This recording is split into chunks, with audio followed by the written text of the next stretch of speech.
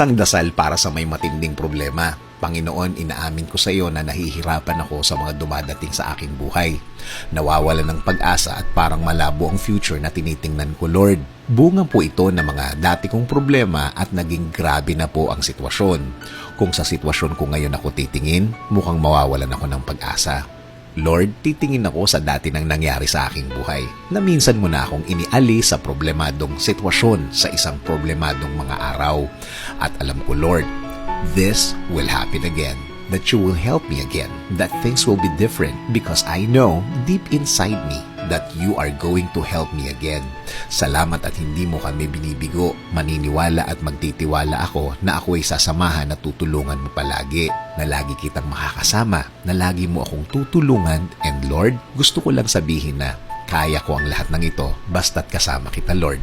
Panginoon, ikaw na rin ang bahala sa aking pamilya. Ikaw na rin ang bahala sa araw-araw nila. Panatilihin niyo po silang malakas at ligtas palagi, Lord. Lead and guide them always, Lord. Panginoon, salamat sa mga pagpapalang ito sa amin. This is our prayer. In Jesus' name, Amen. Sabi nga sa Psalm 31:24, Be of good courage, and He shall strengthen your heart, all you that hope in the Lord.